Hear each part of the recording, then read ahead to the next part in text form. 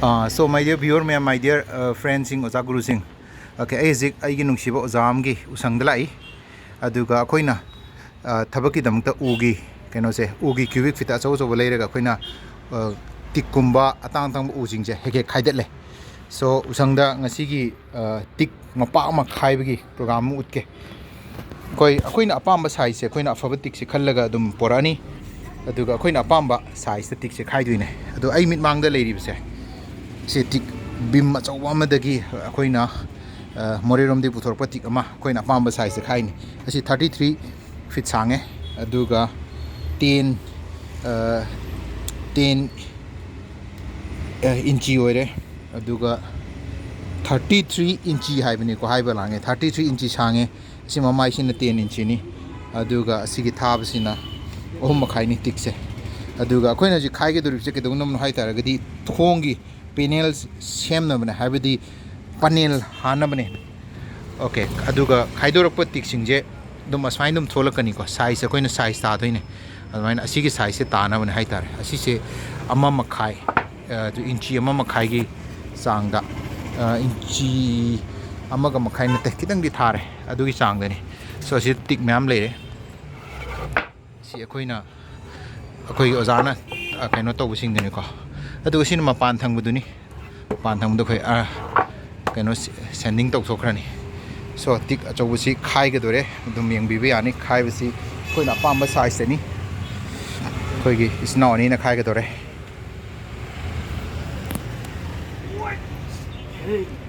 aduga ugi karbar to use myam na yam lai su hai ko adu ahiba mi gi oina lai bini haita mi gi oina di yam lui risky oi u leibe su more dagi u hongna myam leiraga yagadaba nate ko aduna u leibasisu haiba ma changi u sigi manungda tin hutlam gani sekhairam gani sekhairam moi habisi haiba miduna yengbada dum khara khangjabadi ngamani adubu experience amasung quality of the product akoina section akoina select tawjabdo adu ju makha pole aduga poraiba mafam dugi aduga product ki range adugi aju jam chauna makha pole ko aduna uje hongna phangida showroom de yam hongmani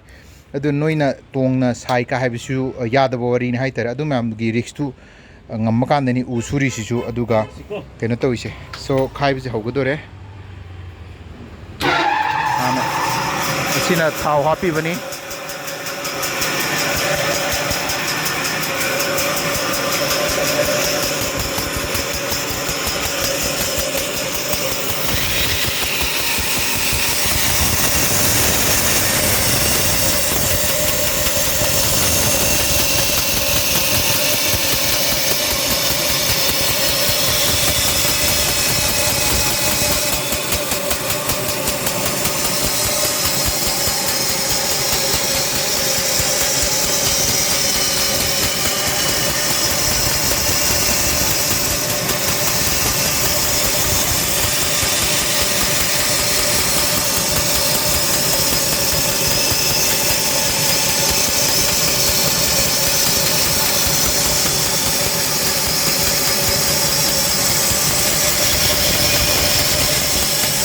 So almost 60 kaibo lo chalakadore mit mang da dum yeng view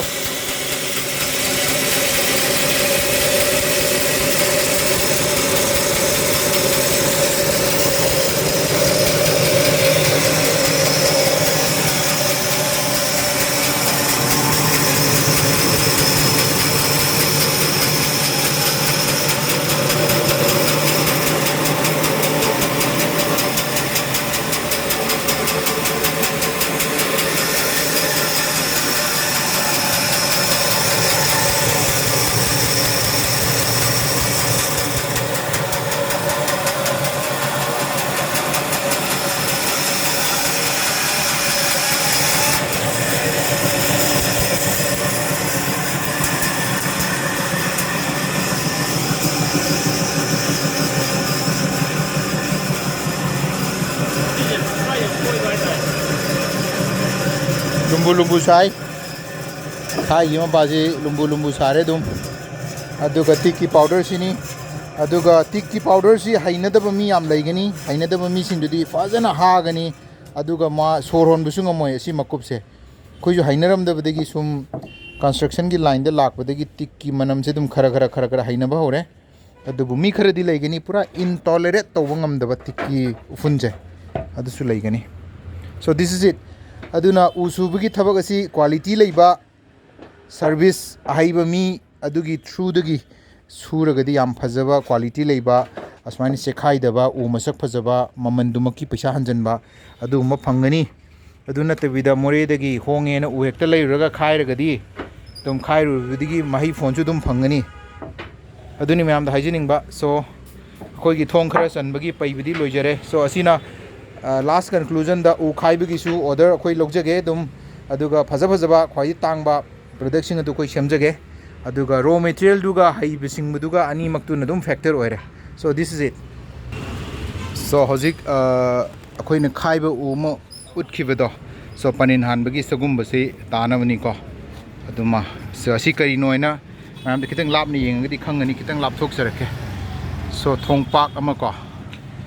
thongi ma pak amagi panin hanabani so asi gi thong pak sini aduga front door ni so asi tiki thong sigi thaba pa badu amtung uchage size amtung yengbiro so inchi mangagi panin ni aduga thaba duna ahum makai thai ko so ahum makai thaba thong ke mari yogdore sumna kandasu ahum makai thai aduga pulapna thong mamai single phase amana pyam pake do yenge uchage so si thong mamai amani ko se sigi thong mamai se kyam pake do dum yengbiro si front door amagini aduga migi order ni ko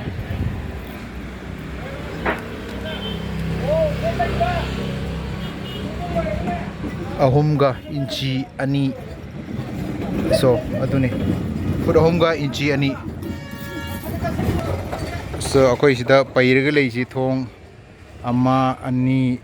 ahum mari manga taruk taret se taret ama asomna kanda taret ama aduna pulapna thong tara mari muki order ne ju paira leisi so asi police ka tawdriba thong adani go so akoi na haningi bisi ogi quality leiba thabak sing order sing khoidum logjei aduga price compromise tongna bu sudum yai adubu quality da khoi compromise tawroi aduna yamna hongba pot aduma khoi sura roi adu khwaidi thak wangba khwaidi fajaba aduga khwaidi yengba da competition tawba yaba pot product design aduna tragana khoi gi any khoi di sara pi odi khoi adu bijage so aduga khwaidi hongba product haidu ma de khoi sara roi aduma adu khwaidi nanba khwaidi gi challenging oiba khwaidi fajaba quality leba adugum de khoi bijage so this is it aduni so